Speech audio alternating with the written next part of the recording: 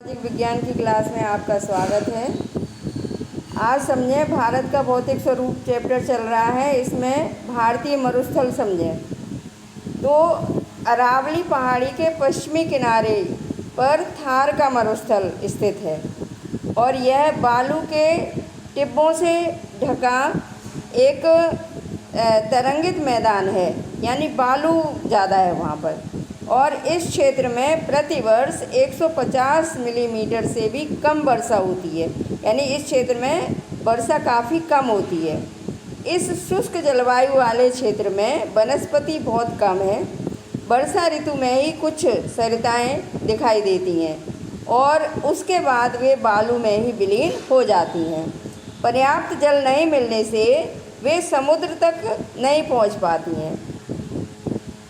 केवल लूनी ही इस क्षेत्र की सबसे बड़ी नदी है।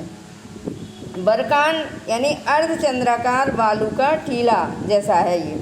बरकान का विस्तार बहुत अधिक क्षेत्र पर होता है, लेकिन लंबवत टीले भारत पाकिस्तान सीमा के समीप प्रमुखता से पाए जाते हैं। यदि आप जैसलमेर जाएं तो बरकान के समूह देख सकते हैं।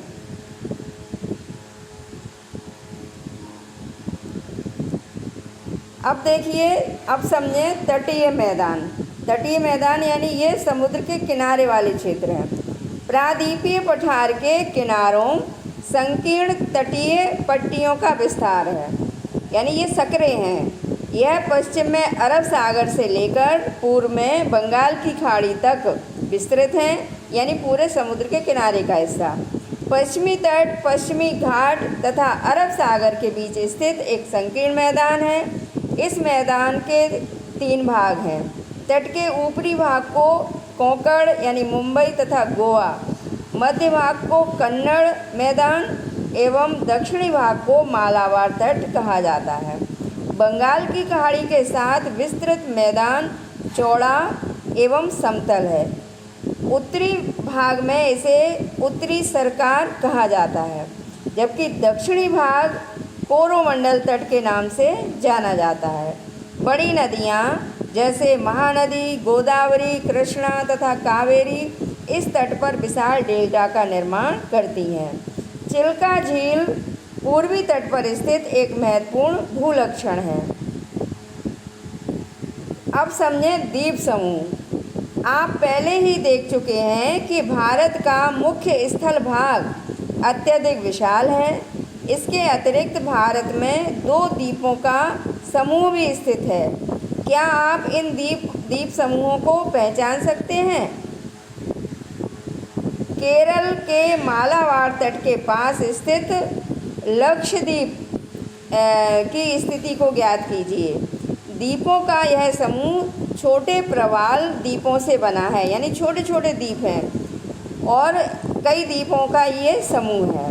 पहले इनको लकाद्वीप, मिनिकॉय तथा एमिन द्वीप के नाम से जाना जाता था। 1973 में इनका नाम लक्षद्वीप रखा गया।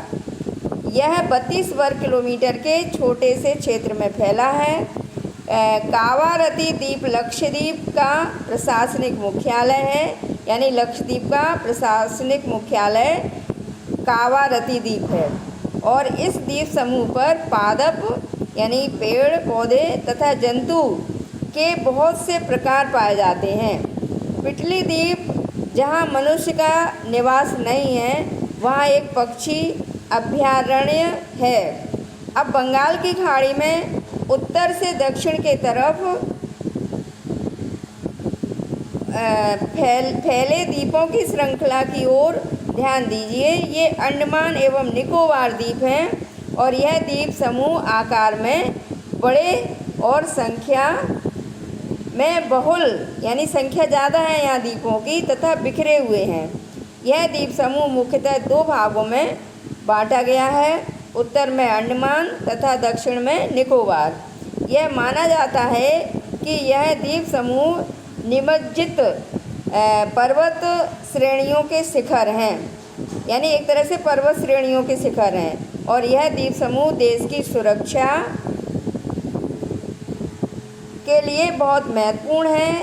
इन द्वीप समूहों में पाए जाने वाले पादप एवं पादप यानी पेड़ पौधे एवं जंतुओं में बहुत अधिक विविधता है, यानी बहुत प्रकार के पेड़ पौधे और जंतु पाए जाते हैं। ये द्वीप विषुववृत्त के समीप स्थित हैं एवं यहाँ की जलवायु विषुवतीय है तथा यह घने जंगलों से आच्छादित है, यानी घने जंगल हैं यहाँ पर। भारत का एकमात्र सक्रिय ज्वालामुखी अंडमान तथा निकोबार द्वीप समूह के बैरेन द्वीप पर स्थित है। विभिन्न भू आकृतिक विभागों का विस्तृत विवरण प्रत्येक विभाग की विशेषताएं स्पष्ट करता है, परंतु यह स्पष्ट है कि ये विभाग एक दूसरे के पूरक हैं और वे देश को प्राकृतिक संसाधनों में समृद्ध बनाते हैं। और उत्तरी पर्वत जल एवं वनों के प्रमुख स्रोत हैं। उत्तरी मैदान देश के अन्न भंडार हैं, यानी बहुत उपजाऊ मैदान है ये। इनसे प्राचीन सभ्यताओं के विकास को आधार मिला।